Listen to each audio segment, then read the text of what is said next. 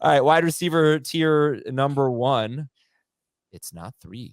It's 4. Jamie, who's in tier 1? Tier 1 is Justin Jefferson, Jamar Chase, Cooper Kupp, and Tyreek Hill. Yeah, so it's the 3 that you'd expect, and then Tyreek Hill. You want to expand on why you included Tyreek Hill there? Well, I mean, first off, he's guaranteeing 2,000 yards, and that's never gone wrong. So I just think you look at what his body of work has been and what he did last year with a healthy Tua Tagovailoa, and still very productive even when Tua was not there. He's the one guy that sort of survived the backups there, unlike Jalen Waddle. So, I mean, you see it. You see if you're watching the screen on YouTube. 4 guys that averaged over 20 PPR points per game, and I just think his role in this offense, the amount of targets he will get, what Tua's expected to play like this year, again, if he stays healthy. But I also think Mike White is a better backup than what they had a year ago, mostly because Teddy Bridgewater was hurt.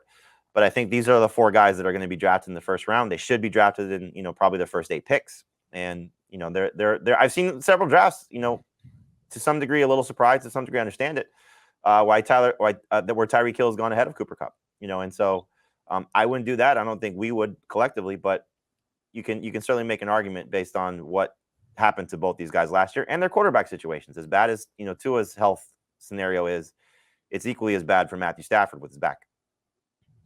Yeah, I'm just going to tell you, if you look at the games that Tua did not leave early, just the healthy Tua games, and you look at Tyreek Hill's 17-game pace over those games, I believe he would have scored 4 fewer fantasy points than Justin Jefferson scored. So he was almost the same exact player, about 40 fewer yards, 11 fewer catches, but 2 more touchdowns. Actually, though, I'm not including Justin Jefferson's rushing touchdown. So it would have been more like 10 or 11 fewer fantasy points than Jefferson. Edited the hell out of that one. What's that? Okay, I just edited the hell out of that. Not on purpose. Yeah. All right, tier 2. This terrible tier. You ready, Dan? This is it. I'm going to shred Jamie's tiers, okay? Okay. Well, I want to know what you think. Tier 2 is a big tier. It's 6 players. Diggs, Lamb, St. Brown, A.J. Brown, Garrett Wilson, and Devontae Adams. Diggs, Lamb, St. Brown, A.J. Brown, Garrett Wilson, Devontae Adams. What do you think? I'm pretty so first of all, for me, my tier 1 would be just Jefferson, Chase, and then my tier 2 would be Kupp, Hill, and Diggs. So it's a little bit different there. But after that, I would have so let's just call this tier 2 for me.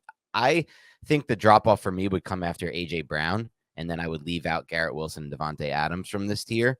I also might have Jalen Waddle up in the mix here for this tier, because I really like Jalen Waddle, but I don't hate this. I don't see what your problem could be with this. This is pretty fine, with the exception of maybe pushing up Wilson a little bit, which I'm fine with, but Adams scares me. But there's still 170 target potential there, so I kind of get it. But what really bothers you about this tier? I don't see anything too off. I think Diggs is a cut above. Okay, Brown and AJ. He would have been. Yes, he would have been in the tier above with me too, with those back 3. And but other than that, interesting. So basically, when I look at Diggs, Lamb, St. Brown, AJ Brown, Garrett Wilson, Devontae Adams, okay, Jamie, there are 2 who have shown the ability to be first-round players, and that's Diggs and Adams. Lamb is probably doesn't have 1,700-yard upside or anything, but he's so solid. What if Amon-Ra St. Brown wasn't tackled at the 117 times last year? I don't know. I mean, the thing about St. Brown is that did he even have 1,200 yards last year? He's just not an alpha number 1 outside guy he's I don't 100 catch guy though. He is, but I don't think he has 1,400 yard potential. I don't either. So I don't know. I just feel like I don't think Diggs and St. Brown are particularly close. It might be a stupid thing to say at the end of the year, but for me, if I have Diggs and St. Brown on the clock at the same time, it's not. In fact, if I have Diggs or any of these other 5. Oh no, this isn't a draft conversation though. This is a tier conversation, and so there's got to be somebody at the top of a tier and then somebody at the bottom of the tier. And so, again, the way that I approach this, I said this yesterday. It was more sort of where am I drafting these guys, and just me personally. So Diggs is a 2nd round guy for me. Borderline 1st round, 2nd round guy, depending on how you take running backs. I have no problem taking the 1st round. But I kind of grouped it that way. And so you could even go back to, the graphic, just because I'm looking at it here. There were 4 guys that averaged over 20 PPR points per game. He's just below that threshold. So that's why. And I think, the thing that concerns me a little bit is he starting to get to that point where maybe he's going to tick down a little bit. not fall off, but start to tick down a little bit, just based on his age and what we're seeing with, his production. So he's amazing. I mean, there's no doubt about it, but he's the top of the second tier for me as opposed to the end of the first tier. I don't know how you feel about this. One of the ways I look at tiers, at least this early in the draft, is let's put some running backs in there, right? And which of these wide receivers am I definitely taking over the running back that's going in that range? So that might be Tony Pollard, at least in our drafts. Tony Pollard, Josh Jacobs, Nick Chubb, right? And, I would take them over Amon-Ra St. Brown.